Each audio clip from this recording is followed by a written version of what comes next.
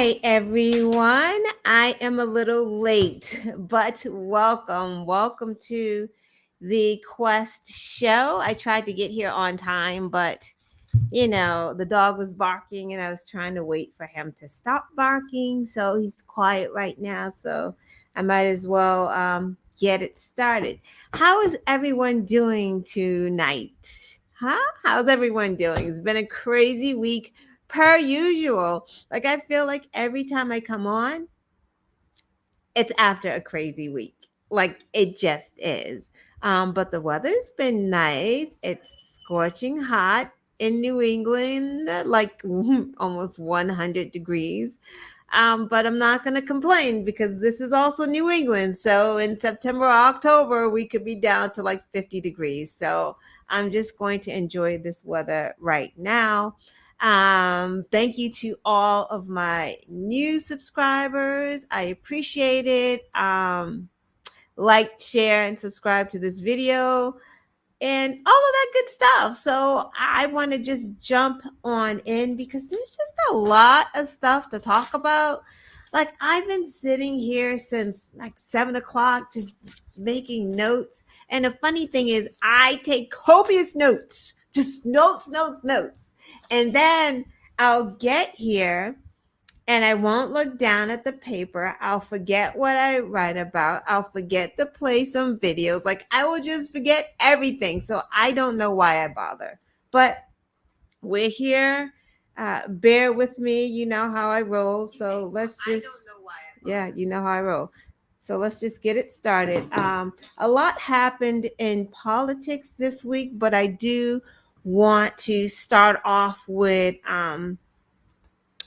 something outside of what Trump got going on this week. I do want to take a moment to talk about what happened to Sonya Massey because I feel like it didn't get enough attention. It's almost like mass shootings right now. They happen. There's some thoughts and prayers on the Republican side. We send out some posts about like gun reform, and then the next day we're done with it because we're getting so desensitized about it. Like, we're just numb. It's just an expectation at this point. Like, it just happens and we just move on. And it's just like police brutality, right? Like, it happens. We don't even really talk about it anymore. It doesn't even reach local news anymore unless you're in that state. You won't even know about it. And yeah, it happens. So I just wanted to take a minute and talk about Sonya Massey, a Black woman who on July 6th called the police for help because I believe I watched the video. I didn't put the video here because I don't want to play the video again. I frankly don't want to see the video again. I saw it one time and that was it for me. So if I get some things wrong in the video, don't kill me because I could only watch it, but a certain amount of time. So Sonya Massey called the police because I believe she heard something or something was going on. So she called the police. They come, they, ask her some questions about, what's going on, blah, blah, blah. Then, like, the next scene, and this is all within 30 minutes too. And then the next scene, they're inside of her house, asking her more questions and then asking her for her ID, which was weird because why are we asking for her ID if this is her apartment? She's literally in night clothes and she called you. So that on its face was weird treatment by the police. And she's, fumbling around looking for her ID. Meanwhile, she's got a pot of water or something boiling on the stove, pot of water, I believe it was. And the officer told her to go take the pot of water off the stove. So now she goes to the kitchen. Now they're in separate rooms. There's two cops, the one, and then there's one kind of behind him. So again, she's in the kitchen and it's like an open space. So he's like in the living room area. Again, it's an open space, but it is a different room. They're, a distance away. So she picks up the pot and she says, something like, I rebuke you in the name of Jesus, or something like that, because so this white devil in her house, she probably knew. And the minute he heard her say that, it triggered something in him. I don't know where he figured the danger came in when she said, I rebuke you. But all of a sudden, he's like, put the pot down, put the pot down. Now, he just told her to pick the pot up. Now he's telling her to put the pot down. Looked like to me she dropped it, or maybe she was putting it down. Doesn't matter. None of those minute details matter, because the minute she went to bend down with that pot, whether she dropped the water or she was putting the pot down, because she's going, I'm sorry, right? Like, she's saying, I'm sorry. I don't know what she was sorry for. And this is what happens to Black people in these situations. They're apologizing. They're begging. They don't understand. Because, sir, you told her to take the pot of water off of the stove. Now you're telling her, because she said something that maybe you didn't like, maybe you are the devil, and she said, I rebuke you. You got a problem with her rebuking you. So she said that, you're telling her to put the pot down. So now she puts it down, or she drops it, and he shoots her in the face, in the eye. This is all within 30 minutes of someone calling the police to help them, to protect and serve them. This is what we're paying taxes for, because it's still happening. It is still happening, whether we hear about it on the daily news or not. It is a thing that is still happening to Black and brown people out here in these streets. Men, women, and children. She was shot in her own home, in the face, dead. She leaves behind 2 children. Why? Like, just for nothing. Just shot for nothing, because she called the police, because she needed help. So the bullet hit her behind the eye. The police officer that fired the shots, I don't think that he had on his body camera, but the officer behind him did, which is a good thing, because we already know what happens when there are no body cams involved. He would have said a whole nother scenario, that she tried to like use the pot of boiling water as a weapon. And that's the other thing. She was nowhere close to this man. So even if you thought that there was a danger, one, it's a pot of water and you're so far away. This water is not going to hit you. Like, what is happening right now that you had to use such excessive force? So obviously, because this is, we don't even have to be told this, because we're already gonna know. Of course he's had problems before, right? Of course he has. So it looks like he's had he's been in 5 different departments since May of 2023. There's been some allegations of excessive force. Of course it has. So that's where that is. He's been indicted. Hopefully, it's not even hopefully, he's gonna go to jail. Like, I can't even, a jury is not going to say, yeah, not guilty on this guy. Like, he literally killed this woman in cold blood for doing exactly what he asked her to do. Go get the pot and then put the pot down. and then he shot her dead. So this is what we're still dealing with. Police brutality has not gone away, and it's not going to go away until we get some type of police reform, and that happens if we vote, right? Like, yes, that happens if we vote. We can get police reform and a whole bunch of other stuff, but we'll get into that later. So that I'm going in order. So we're off to a good start. So hopefully I don't go off on a tangent, because that happens too here. So next, let's see. Vance has been going around disparaging childless women. It's like I feel like he's been doing this for years.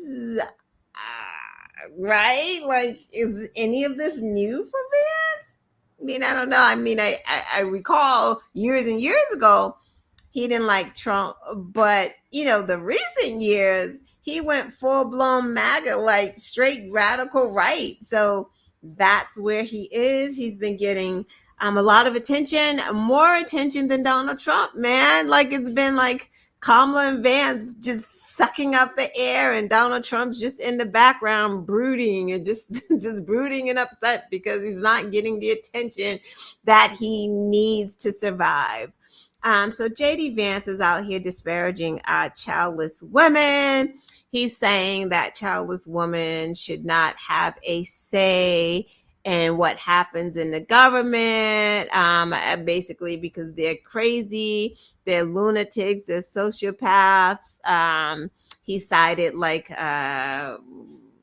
AOC, Kamala, of course. He may have mentioned Cory Booker. I don't know. I think he mentioned a man. I can't remember which Democrat male that he mentioned, but I think he did.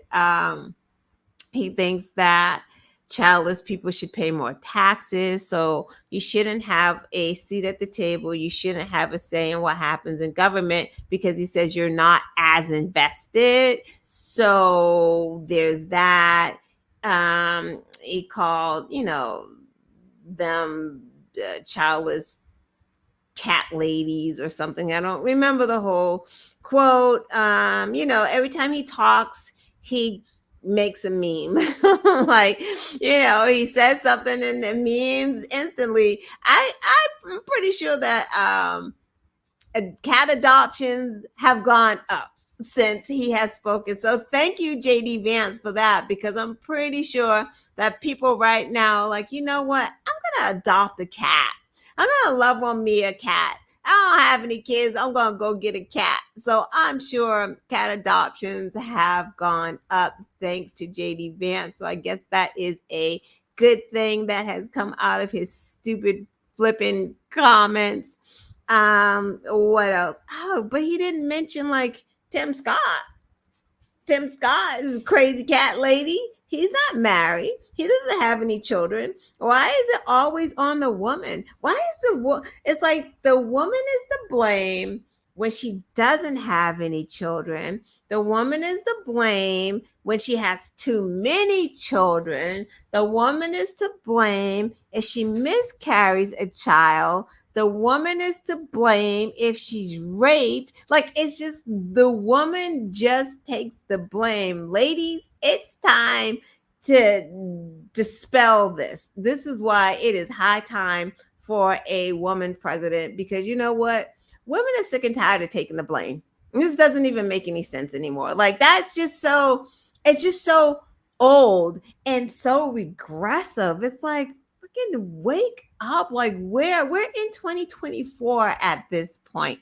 It's like Republicans really, when they keep telling us they want to make America great again, they're really not lying. They're really not lying. They really want to be back in the 40s and the 50s. They just really want to be there. It's not a coincidence that they just happen to not talk about like free community college. It's not a coincidence that they don't talk about easing the pain of child care. It's those things are not a coincidence. They don't want to make it easy for women. Why would they make it easy for women? Why would they do that? They don't want women in the workforce because there's a bunch of mediocre men out here that don't want women competing with them, right? Because women are getting the jobs now. Women are going to college. Women are graduating. Women are CEOs, CFOs. They don't like that, right? That's why they're like, no, we want you, because that's the very thing that Vance is hinging this childless woman argument on, and then pinning it to Democrats, which is really weird when they do that, because like everyone doesn't fit in a left or right box. Everyone in America isn't Republican or Democrat. There's a whole section of people who just don't give a shit about politics, who don't vote, who aren't involved, who you can't call them Democrats, you can't call them Republicans. They're just there. Like they don't fucking care about that stuff. So for them to keep putting people in these boxes is really weird on its face, right? But it's serious, a very serious thing, because these things are connected and you really have to pay attention. They don't want DEI, right? Diversity, equity, and inclusion. That's not only about people of color. That's not only about Black people, because the major beneficiaries of DEI programs are white women. That's why white women, y'all should be pissed at Republicans. You should not be voting for your husbands if they're voting for Republicans, because they don't want you to work. They don't want you in school. They don't want you to do anything but be home, right? That's why they vote against like the Pump Act, where you can, breastfeed at work. There has to be a room and a space for you to get back to work and be able to not breastfeed at work. Sorry, be able to pump at work. They vote against that because they want to make it hard for you. They don't want you back in the workforce, because if you're back in the workforce, you're taking their jobs. They're just hiding that part in the DEI and the racism, but they don't want you white ladies to get ahead either. It's not just us. Do you think that it's just like, it's the Blacks they don't want to get in these positions? No, it's you too. You're suffering too. Wake up. Wake up. Anyway, so that's JD Vance. Look at me. Let's keep it going. So there are wildfires burning right now. Again, we don't focus on what's happening. Like literally, there are 100 or maybe over 100 wildfires burning right now. That big one in California has like burned 386,000 acres, probably more right now, right? Probably more, because when I got that number, I think it was like earlier in the week. So I'm sure there are more acres that have been burned. And earlier this week, it was only 18% contained. 386,000 acres. I don't know what that is. That sounds big. I asked Alexa. Alexa told me that it's 600 square miles. I don't know. It's a lot. And it is sad because an asshole arsonist figured he'd have a burning car roll down a ravine. Like, I don't understand people. I really don't understand people. So now you're talking about over 386,000 acres. It was only 18% contained. You have like almost 6,000 firefighters alone trying to fight this fire in California that's burning like crazy. And because of the climate right now, the conditions are so ripe for this fire just to go on and on and on, because it is so dry, because it is so hot. So, you know, sometimes we just have to stop and think about what other people are going through and not just what we have to deal with, because this is very serious. Like, people's homes are being threatened, people's homes are being burnt down, people are losing property. So that is happening, and I just wanted to talk about that for a moment. And the air quality, right? So, like, it's just not going to be contained to California, right? The air quality, it's the winds are gonna blow those flames. So, like, every time there's a fire like that, the air quality worsens. So that's something else to think about. Ooh. Let's move on. Again, we're doing really good. Oh, so I am in New England. So what happens is I kind of forget local news, and it's important to talk about local news as well as national news. So real quick, in Massachusetts, where I am, they have banned the practice of home equity theft. What is home equity theft? So it is how it sounds, home equity theft. So if a family is behind in their taxes, like $3,000, you get your house foreclosed on. So if your house is worth 300,000, which is impossible in Massachusetts, right? Because there are no houses that are that cheap. But let's just say 300,000. Say you owe 3,000 in taxes, right? So obviously there's equity in your house because say you've had your house. So maybe you have $10,000 in equity in your house. Could be, let's say $5,000 in equity in your house. You owe 3,000 in taxes. So now the bank is foreclosing on your house because you cannot pay the $3,000 in taxes. So they will foreclose on your house and then keep the equity. So they'll foreclose from the equity, the 3,000 in taxes that you owe gets paid. They're keeping your $2,000. It's not going to the families. And that's a small, you know, that's a small amount, the 2,000, but it's upwards of that, right? Because there's thousands and thousands of dollars and people don't know, right? They're not trying to refinance with a cash out to get the money out to try to owe taxes, because you probably can't even pay your taxes, because you probably can't even do that if you owe the taxes. So you're just in this weird kind of crazy like bind, but they're just stealing the money. They've been doing that for years here in Massachusetts. So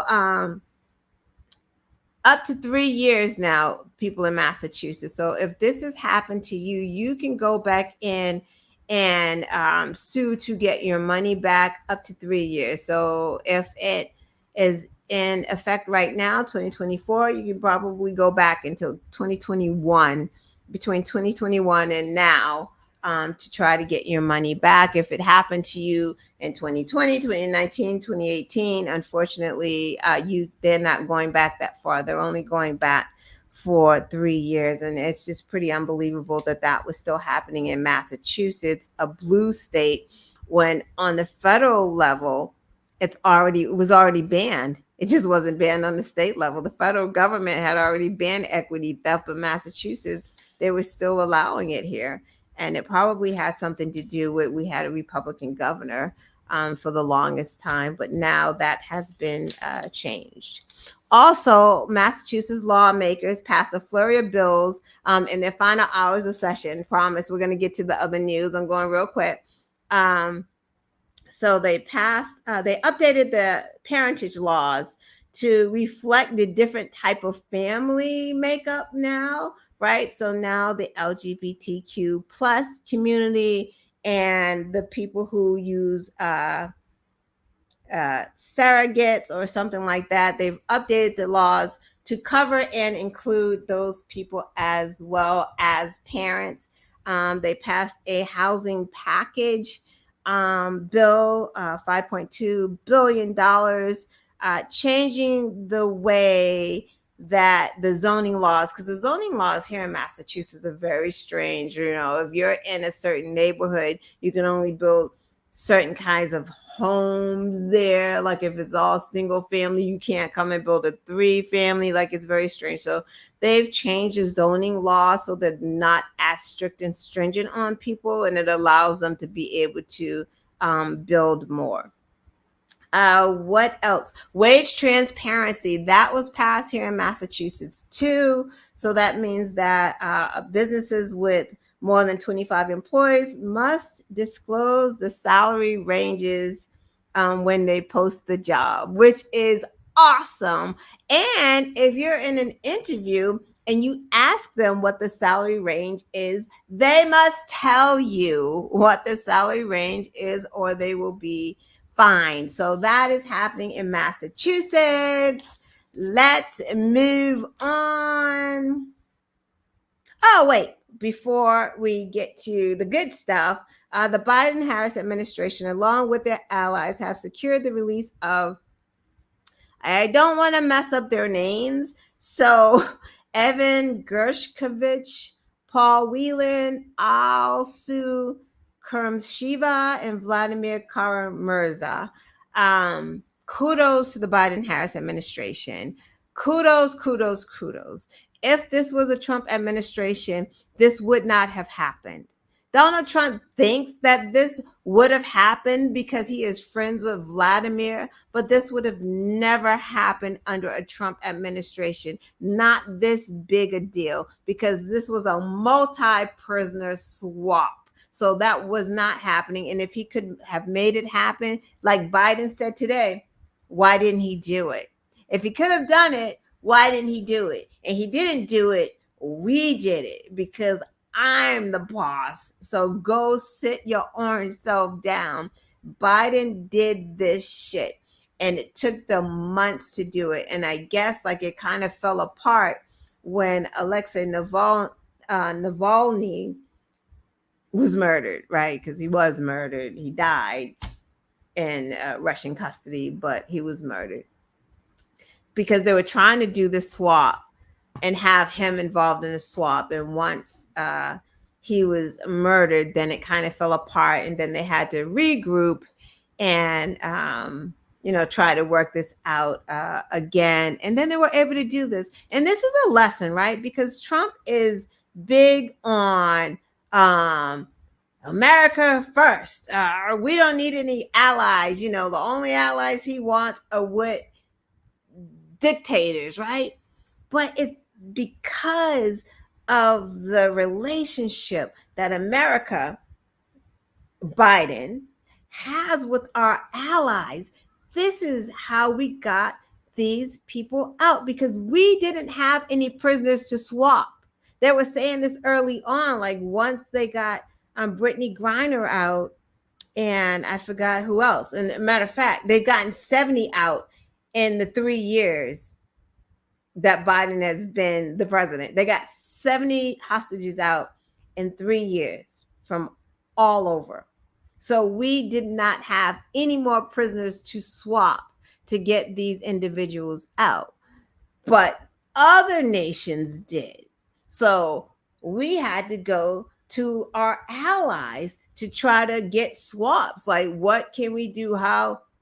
What do you need? What do you need? What do you need? We're trying to get this person out. This is what Putin wants, right? Like, so it happened.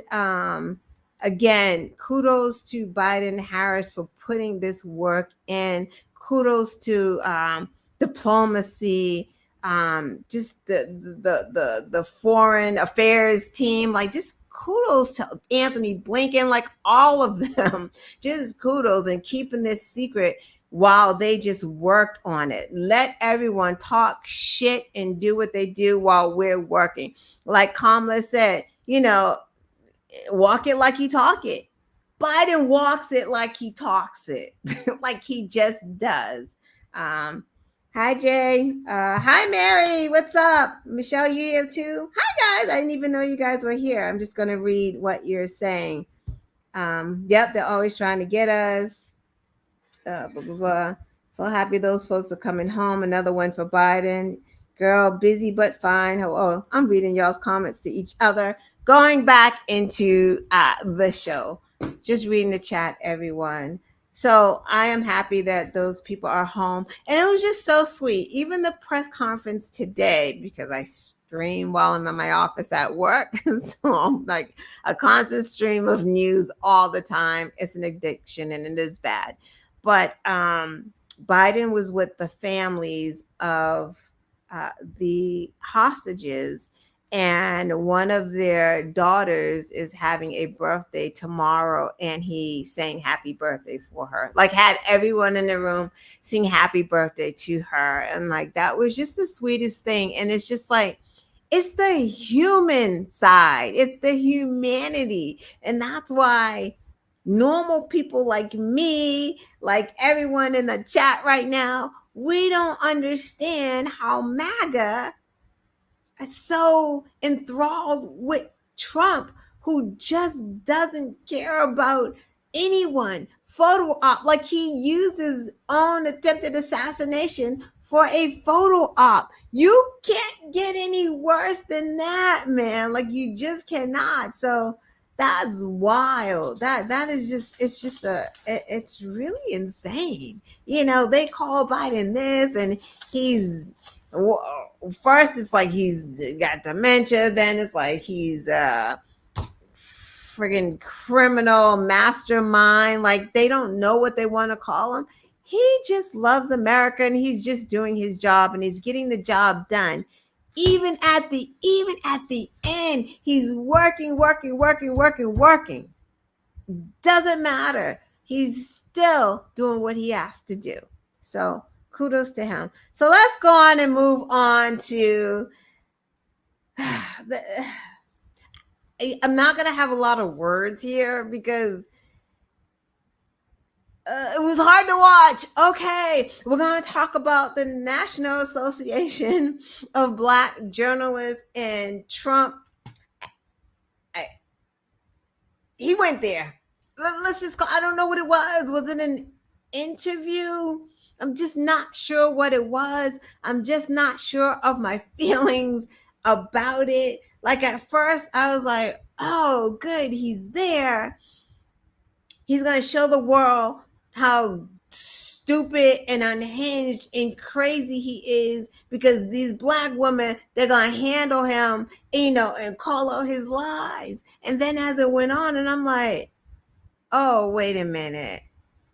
He's using these women, right? Like he's there because he was using them. He had his buddy, whatever her name is, Harris from Fox News, and I guess she was supposed to be like the Black buffer and to buff him into, you know, the Black world. So he probably would have never come unless she was there. So that's that's number one. The second thing is, you know, he went there and did it because, again, he needs news, right? Like it's about Kamala and Vance. So, you know, Trump always says he doesn't care about the attention, bad attention, good attention. He doesn't care as long as it lands him on the news cycle, and landed him on the news cycle. It did, because he took everything that he hates about Kamala, because he hates Kamala, right? He doesn't like women. He hates Black women. Kamala, because he can't pierce her, because she's getting the crowds. The energy is with her. She's beautiful. She's brilliant. She's sharp, witty, calls him out. He hates her. And all of that hate, he puts it here on these women. Rachel Scott, right? I'm surprised he didn't call her Kamala, because he was so upset with her. Let's just listen to a little bit of what was going on. That was yesterday. I didn't know she was Black until a number of years ago when she happened to turn Black, and now she wants to be known as Black. So I don't know, is she Indian or is she Black? She is always identified as a Black woman. She went to a historically Black college. I respect either one, but she obviously doesn't, because she was Indian all the way, and then all of a sudden she made a turn and she became a Black person. Just to be clear, sir, do you believe that she is... I think somebody should look into that too when you ask, continue in a very hostile, nasty tone.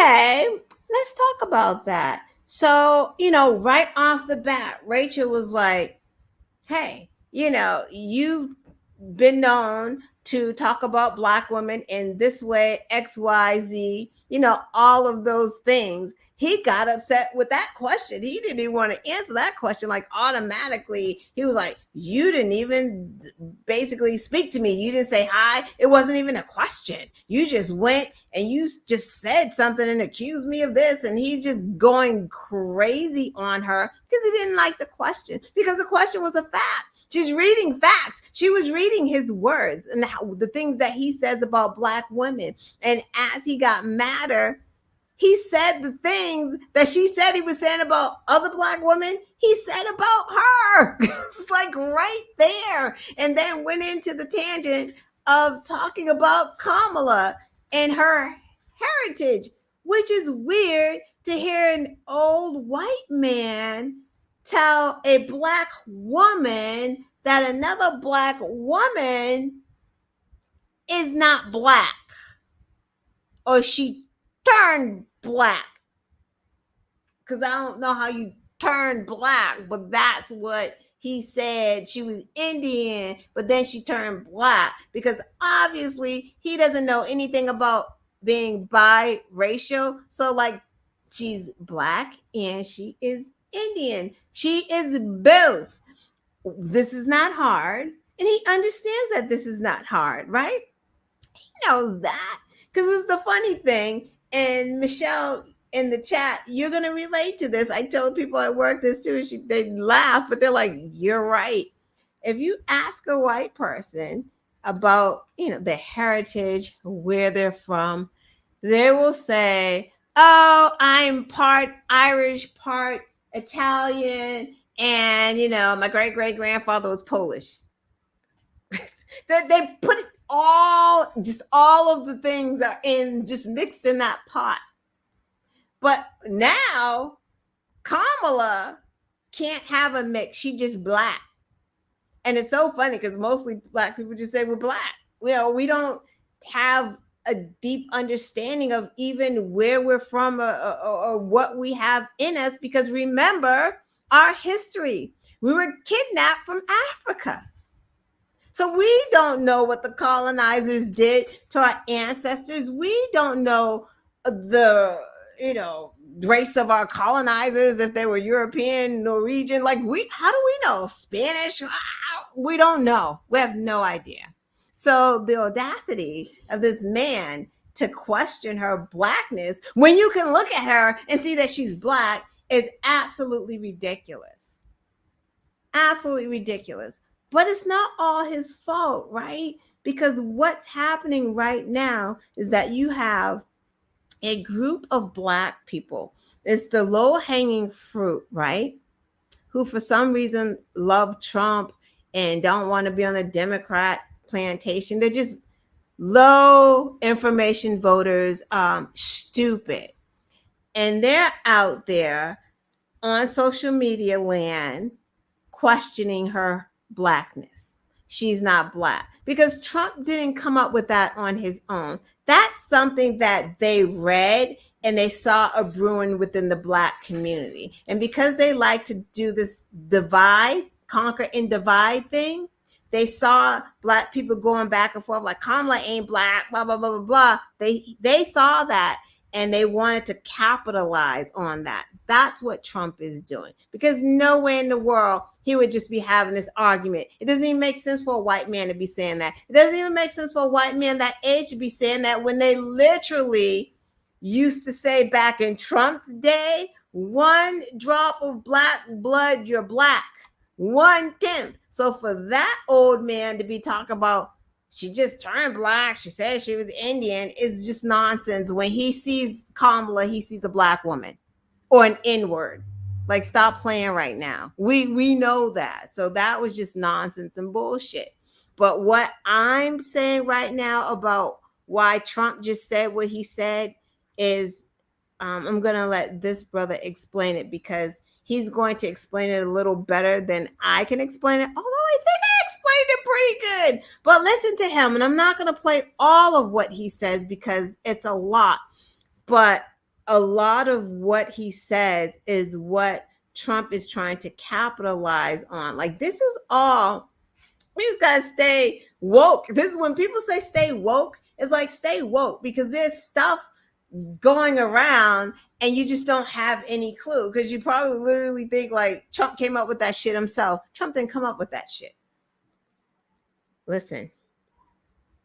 Within 72 hours has it been since we learned that Vice President Kamala Harris is going to be the presidential nominee, and we have everybody from every direction coming for her, including a lot of so-called brothers out here.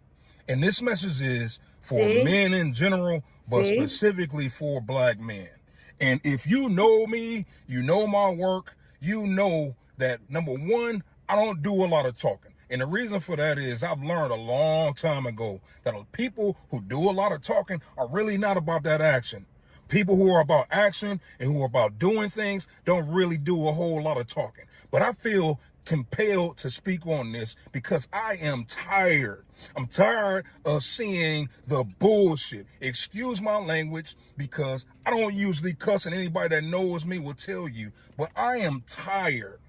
I'm tired just in these 72 hours of seeing so many people talk so much shit about this woman who has worked so hard to get to where the fuck she is. And y'all, it is incredibly maddening to see, regardless of what your political views are and what you believe, because it is your right. If you are Republican, if you are Democrat, if you are independent, it is your right to be any of those things. But the personal, misogynistic, racist, disrespectful attacks that I have seen that are just flying from everywhere, including on national TV, that are unchecked in real time, and on all of these apps that I'm seeing, man, is incredible. How can you call yourself a man and sit by and allow a woman to be treated that way in your face? I'm looking at a guy on Fox News allowing this dude to refer to the Zeta Conference as a colored sorority conference, and he does nothing.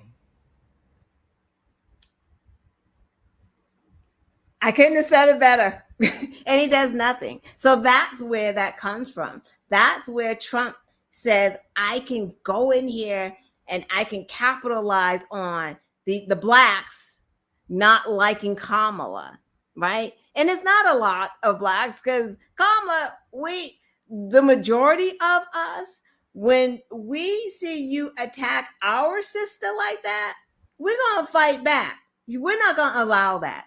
That's a no. We've dealt with that all of our lives. We're just not going to look and see that. And like he says, for a man, in particular, a black man, because a black man got a black mama and some black aunties and maybe some black sisters and maybe some black nieces.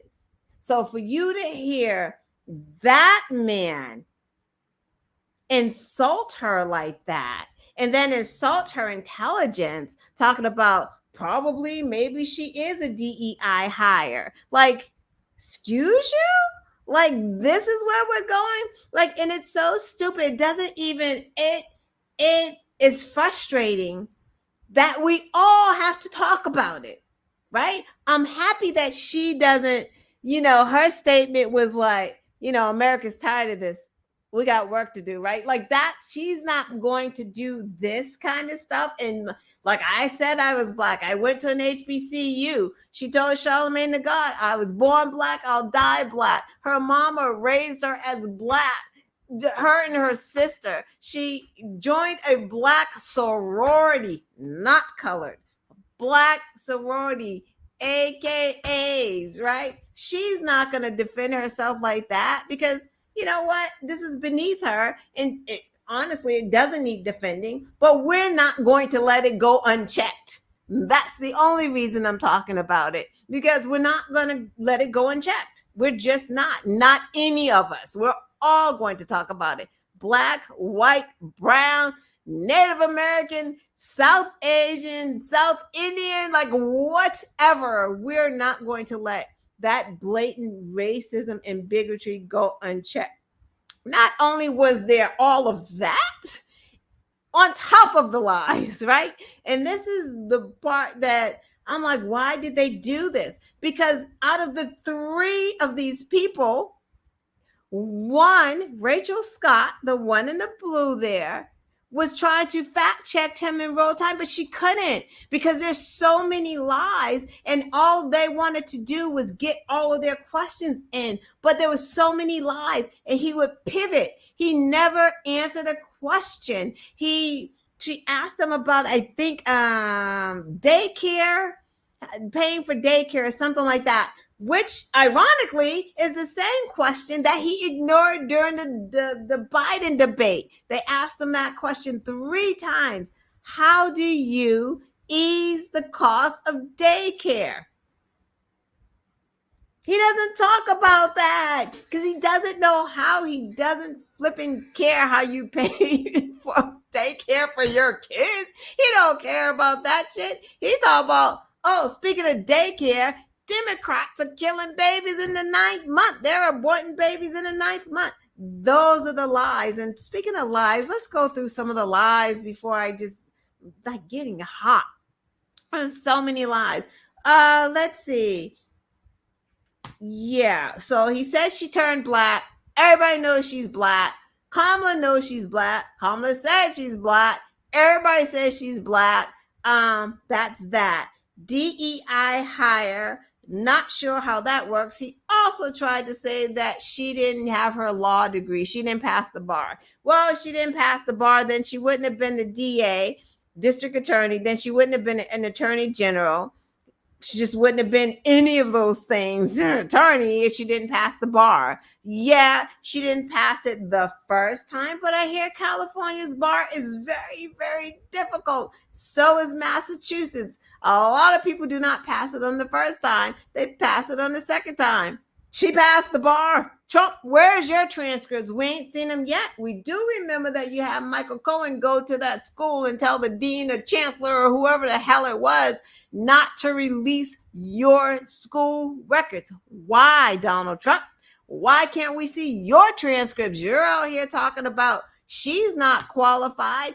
DAAG senator, vice president, now running for president. You are a failed, felonious, rapey, racist. He's not even a B with a failed reality TV show. That's his claim to fame. But he's a white man. No one questions that. No one questions that. They try to fix it and go, well, he's a businessman, so he can run the country because he's a businessman. The fuck he ain't. How is he a businessman when somebody gave you millions of dollars in your lap? I would be a businesswoman too. If my parents gave me millions and millions of dollars, you know what? I would be a businesswoman. I may not be a very good businesswoman, but you bet your bottom dollar I would have me some businesses. How is he a businessman? What did he make from scratch? Not a damn thing. Like, y'all out of y'all mind. He also lied about HBCUs. He's done the most for the blacks and the blah, blah, blah. No, he did not. He just signed off on what Obama had already authorized, and he didn't want to do that. Biden-Harris administration has given the most to the HBCUs in history. So that's that. And why wouldn't they? She went to one. It's like it just makes sense, right? She went to one. So why would they not be giving money to the HBCUs? Come on. What else did he lie about? It's just a lot. You know what? We're not going to go through all his lies because He tells the same lies all the time. It's just making me tired. So let's keep on moving. So that happened. I don't know. It gives us more videos to call him racist, I guess. Like, it's not going to change. It's just insane to me. Like, it's when you really think about it, it's like that guy, that abrasive, rude guy is running to be president, to like run our country, to like calm Americans, like calm us. You know who he wants to calm? Here, he'll tell you. Were the people who assaulted those 100 Here we go. This is who he wants to calm. of law and order. Yeah. When Time Magazine asked you if you would consider pardoning all the rioters, you said, yes, absolutely. Sure. You called them patriots. 140 police officers were assaulted that day. Their injuries included broken bones, at least one officer lost an eye, one had 2 cracked ribs, 2 smashed spinal discs, another had a stroke. Were the people who assaulted those 100 I think that's his water, her water he took. His water is right there. I think he kept taking her water, but he didn't like her. 40 officers, including those I just mentioned, patriots who deserve pardons? Well, let me bring it back to modern day. Like about 5 days ago, we had an attack on the Capitol, a horrible attack on the Capitol. You saw the people that were protesting and spraying these incredible monuments, bells, lions, all these magnificent limestone and granite with red paint, red spray paint that will never actually come off, especially in the limestone. It will never. I'm a builder. I know about this stuff. He's a builder. You'll see it in 100 years from now. They viciously attacked our government. They fought with police. They fought with them much more openly than I saw on January 6th. What's going to happen to those people? What's going to happen to the people in Portland? So you see what he did there. She said, or she asked, hey, you said you're going to pardon the J6 guys. He goes, well, you know, some of them may be innocent. She's like, but they were convicted. He's like, well, you know, then he put it on, well, you see what happened in Minneapolis. You see what happened in Seattle. So wink, wink, BLM, wink, wink, right? Like, that's what he's trying to say. You know, the insurrectionists, they weren't violent, but BLM, he didn't say BLM, but he was talking about BLM protests. Like, so again, it's the racism, right? Like, he doesn't hide it. It's just like he just comes in and he kept complaining about their equipment. Like, the minute he walked in, he's like, well, I'm late because they couldn't get their equipment together, right? Because it's just like, you know, the blacks don't have good equipment like the white people have. He's like, this equipment is awful, so I'm late because they had to fix it. It's like, he was on Truth Social on his plane while they waited for him. So it wasn't him. It probably was no problem with the equipment. He just kept saying that because he was trying to get time to think about how he was going to answer a question. He absolutely sucks. But enough of Donald Trump, because my stomach is starting to hurt. Let's talk about Kamala, right? Let's talk about that energy. Let's talk about what's happening there, because it's only been a little over a week and Kamala has the fire. She has the momentum. She has the energy.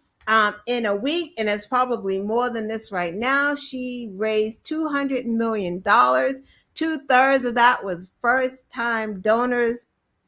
There's like 170,000 volunteers across the country for her. The very next day after Biden stepped down, there were like Win with Black Women on the phone call, like 44,000 Black women kicking off the raising of the money. They raised like, I don't know, $1 million, a little over $1 million. Then you had Black Men for Kamala. They raised millions of dollars. Then you had the White Women for Kamala. They raised millions of dollars. Then you had the White Dudes for Kamala. They raised like $4 million. We're going to have the Black queer men. We're going to have South Asian women, Latinas for Kamala, Native women for Kamala. Like, this is driving Trump crazy because people are coming out. And let me just say to anybody who wants to come out of their mouth and say, why does it have to be about race? Why does it have to be black women for Kamala? Why can't it just be women for Kamala? Why does it have to be, white men or white women? Um, we have to, because there are different experiences. We're working from a default, right? The default is like white, right? So if you said there was a phone call and the phone call raised all this money, or if you just said phone call with women, the default is it's just white women, right? It's white women. Black women ain't involved in this. But we want you to know that we are involved. We have a stake. We have something to say. And we want to get on a call and talk about our experiences, because everyone's experience is going to be different. Yes, we're all human. We get that. We all bleed. We all bleed, right? We get that. But we all have different experiences.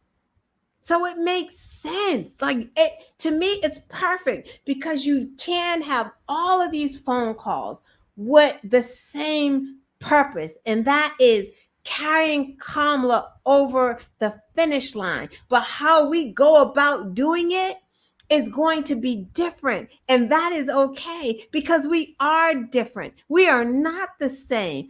Don't teach your children to not see color. We want you to see our color, because when you don't see our color, you don't recognize our experiences, and you don't recognize us anymore, and you don't listen to us. And then you do things like trying to tell us, you ain't Indian or you ain't black, you just turned black, like, because you don't really understand. So we need to have our experiences and you need to have your experiences, although you are the default. But that's why it's good. Black queer men, I don't need to be on that call, right?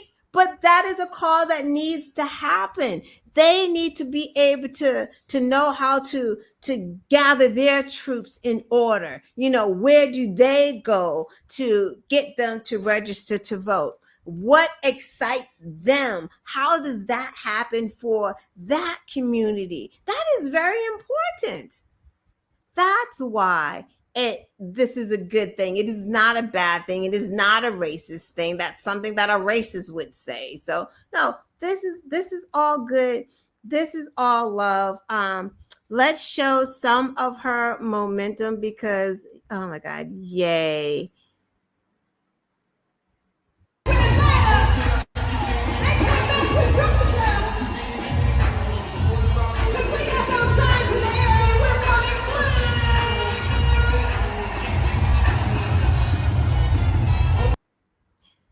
That was Atlanta. And boy, oh boy, she had like 10,000 people there. Crowd size, Donald. Crowd size. So the energy is great. So not just the energy with Kamala, because I will admit, I didn't want Biden to step down. And I've said that on the Black and White Show on Tuesdays that I do with Brian Rundo. And I've said that here because I was a little nervous about Kamala. But I am no longer nervous about Kamala. And I'm not nervous about Kamala because Kamala has figured out how to navigate, how to be her actual self, who she is, and also be professional, also be that politician, be real, be smart, sharp, talk about the policy. but be who she is and have fun. And I think with Hillary, she was a little uptight, right? And that may have been just who she is, or she felt like she couldn't be who she wanted to be at the time. Because I understand that when you're in this man's world, in this man dominated area, it's difficult to just be who you are. And especially for Black women, right? Because that's a whole different type of ball game, right? You're too loud, you're this, you're that, you're angry, you're crazy, because that's why he keeps calling her crazy and talking about her laugh, right? As these they're not even not so subtle attacks. But during that Atlanta thing, she really came into herself. Like, we've been seeing it, right? Like, her whole tone and everything was changing. But in Atlanta, it was like, yo, she's feeling it, right? Because, it's the interesting thing is Kamala's not young. She's young compared to Biden, but she's what, 59, almost 60 years old. But she's cool and she's youthful and she's still down with the culture. So she's got that swag with her. And the swag is from the HBCU. That swag is from being an Alpha Kappa Alpha. That's where that swag is coming from. And she's not letting it go. It is there. And that's what's exhilarating about her. She can go out on that stage in front of that crowd, let them do what they do, and then kind of tell them to, like, got something to tell you. And she went through her policy. First, she talked about Trump, talked about his felonies, talked about how he hasn't done anything for anyone. She talked about, his kind of character. She talked about all of that. And then she immediately slid into, but this is what I'm going to do. I am going to cap rents, going to have a rent moratorium. That's what I plan to do. That's one of the things that's important to me, making sure people are not homeless. Child care, trying to lower the cost of that. We've lowered the cost. We've capped the cost of insulin for seniors. We want to do it for everybody. We want to work with Big Pharma to get these prescription costs down. She's just listing them, just one by one, what her policy and her plans are. And they're piggybacking off of what her and Biden have already done. She's just going to expand on that and just run with it. While Trump does what? Talk about what? The border. That's all he has. The border. He talked about it at the National Association of Black Journalists, how the illegals are taking the Black jobs. What is a Black job? It's a job. Like, he's still on that Black job and he's still trying to do the division thing, because that's what racists do. If we unite, we're stronger together. They have to divide us like that. They have to keep doing that. They want us to hate immigrants. They're coming for Black jobs. No, the fuck they are not. They are not coming to our jobs. We are in surplus right now. We have more jobs than we have people looking for the jobs. So they're not taking anyone's jobs. There are so many jobs for everybody. They're not taking your jobs, and they're probably not even doing the same type of jobs that you're doing, or you're not doing the same type of jobs that they are doing. So they're not taking your jobs. People are so short-sighted. You don't even understand that these people are paying into Social Security. When they work, they're paying into our pot of gold, into Social Security that they cannot even collect. So what are y'all talking about right now? We need immigrants in this country. That's how the country goes around. That's how Social Security is full. If we don't have enough immigrants, we are in deficit. We just are. And again, they're not taking your job. I will say there is a housing situation. There is a housing crisis. And everybody knows it. You can't even hide that. But you have to really think about it. Who is the party who's trying to fix all of these things. It's not Trump. Trump has not talked about housing. He has not talked about the housing crisis. He has not talked about lowering the cost of college. He has not talked about your health care. He has not talked about the maternal crises. He has not talked about women dying in childbirth. He has not talked about just any of those things. He talks about the fucking border like crazy. If he cared so much about the border, Donald Trump was the president for 4 years. Why didn't he fix it? If it could be fixed that fucking easy, why isn't it done? He's the brilliant one, right? In his head, he took like all these tests and all whatever. Mexico is supposed to pay for it. Like what's happening? He didn't fix it. Border crossings were up with Donald Trump. They're down now. They were even lower with Obama. He had everyone, he had let the Latino community did not like this part of Obama's policy because they thought he was cruel. Border crossings were low under him. Donald Trump came, they up, right? Skyrocketed. Why? Because Donald Trump wants this issue. That's why he wouldn't, he got rid of the border plan, the bill. Langford did a whole bill, bipartisan bill. Democrats didn't like it, but they signed on. They're like, you know what? There's a mosquito flying around in here. You know what? Let's get the border done. We do need help at the border. The president needs help at the border. We need more fentanyl machines. We need more border agents. We need this stuff. Who killed it? Donald Trump? Oh, y'all don't believe it was Trump? Let's hear somebody tell you. Let's hear a Republican tell you who it was. Let's go there because I have somebody who's going to tell us. Is this the right video? Oh, hold on. Nope, that's not the right video. Hold on. Let me find it. Oh, maybe I didn't get it. Ugh. Oh, no, we have it. Hold. And got it. He's going to tell you. Unfortunately, we didn't Hold get on. there. Let's go back. You're absolutely do something Lindsey about Graham. it. You're absolutely right. And unfortunately, we didn't get there. President Trump opposed a Senate bill. We couldn't find a better way forward that would get 60 votes. I hate that, but now we have to deal with what's left for us to take care of in the world. So the fact we should do something about it. You're absolutely right. So, Lindsey Graham said that Trump, he's not President Trump, so don't listen to that. But he said Trump, he killed it. He killed it. He didn't want it.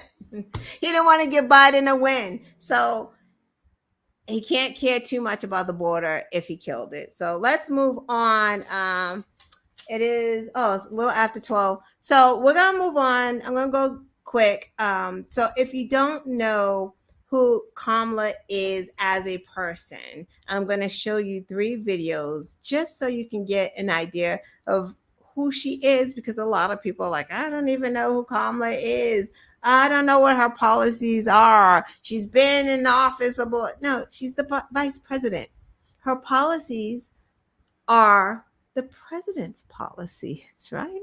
And now, if you pay attention and listen, you're going to hear, okay, my grandson is like playing with the lights. You're going to hear what her policies are. But I just want to give you an idea of how cool she is of a woman, because I love Kamala. Like I really like, the more I see of her, because as a vice president, you don't see her, right? You just don't see her. But now we get to see her in a different light. When she was a senator, we know she was slaying them during the Senate hearings. We do know that. But we just didn't know about her as a person other than her going to a historical Black college and being in a Black sorority. But let's see who Kamala is. And these are the things that are really cool to me. Now, this gonna be our president, y'all.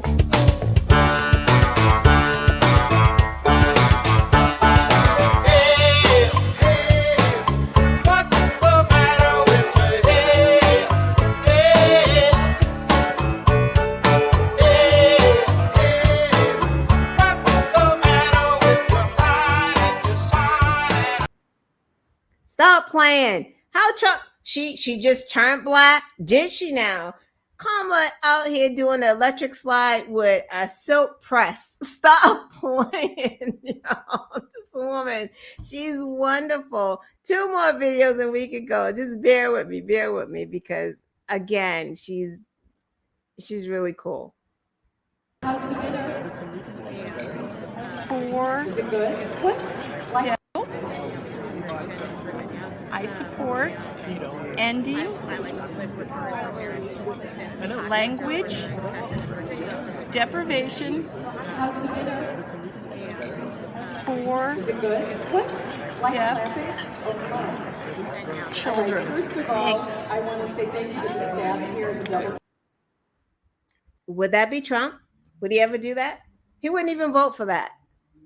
Supporting deaf children, they don't even want the Pump Act or to help kids with and they vote. Matter of fact, Republicans voted against and like giving infants hearing tests, like a law that they get hearing tests as infants. Like they were voting against these things. Like, yeah. So those are the things those videos that I came across that I'm like, wow, she's really, really dope. You know, on top of her fighting for the LGBTQ community, when she was, I think she was the attorney general in California. There was this clerk that wasn't marrying them, and she called them up and was like, nope, you have to do it. So, you know, kudos to her. And here is the last video that I wanted to play of Kamala. Again, like these came across my timeline, and I just wanted to share them with you guys before we leave.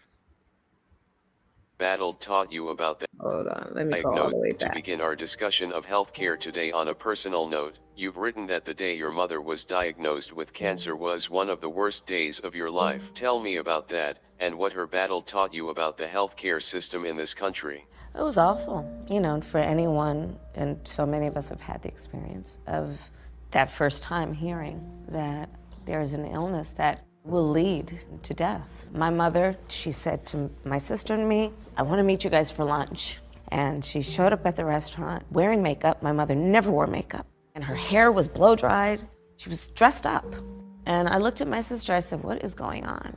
And my mother walked to the table and she took our hands and she said she'd been diagnosed with colon cancer. That was one of the worst days of my life, truly. Give me a second.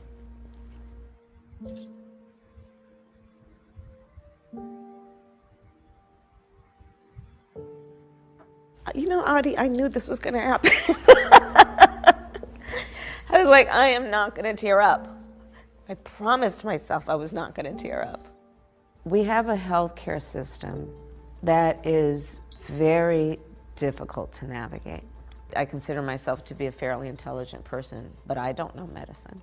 And the thing that I feel so strongly about is that it is so difficult for the person who's going through that, much less their family and their caregiver, but that family would also have to worry about how to pay the bills, and that they might be looking at bankruptcy while they're going through all this other stuff. It's just inhumane. So this is an easy choice. This is an easy choice in November. Like, you want to get with that guy who is a felon, racist, rapist, bigot, or you want to get with someone with true empathy who cares, genuinely just cares. Like, I've seen her be interviewed with children, like have children interview her. She's interviewed with like celebrities, she's just there. She's sweet, she's caring, she's had loss, kind of like Biden, right? And that gives them this deep commitment to help people because they have been hurt. They have felt the loss. And that's how Biden was. And that's how Kamala is. You heard her talk about health insurance. She is going to fight to get costs down. She's going to fight for cures for cancer. Like these things are important to her.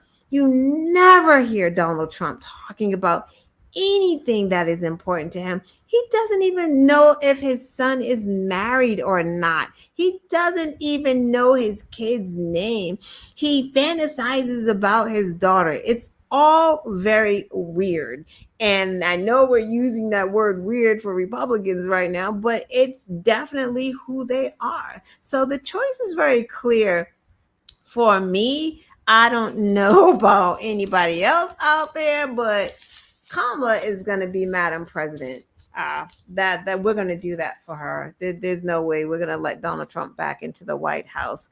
Before I leave, I just want to say rest in peace to Sheila Lee Jackson. She passed away last week. Farrell, my grandson's trying to be in the shot. She passed away last week. She was a Texas lawmaker. She died of cancer. I can't remember which one. Her funeral was, I believe, this week. Hillary Clinton spoke at it, and I'm going to close with Hillary, I swear, and then I'm going to say goodbye. I'm not going to talk anymore. Come next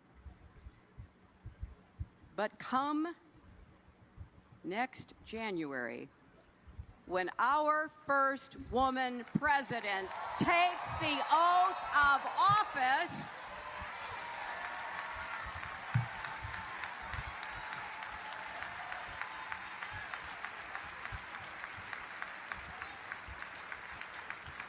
I'll be thinking of Sheila, wondering what up in heaven she's wearing, what magnificent long scarf she has wrapped around herself, what hairdo she has managed to achieve for this special occasion. I'll be thinking of her and Shirley Chisholm and Barbara Jordan and all the generations of women who helped to make that day possible because they never stopped believing. You know, Sojourner Truth said, if the first woman God ever made was strong enough to turn the world upside down all alone, these women together ought to be able to turn it back and get it right side up again. Thank you, Hillary. Thank you, everyone. Thank you, Mary, Michelle. Thank you, Elon's Apartheid. Thank you, anyone else in there that I didn't see. I know Jay was in there for a minute. Bye, guys. See you next week. This is my grandson. He just wanted to be in the shot for some reason, but I'll see you guys. Have a good weekend. Be safe out there.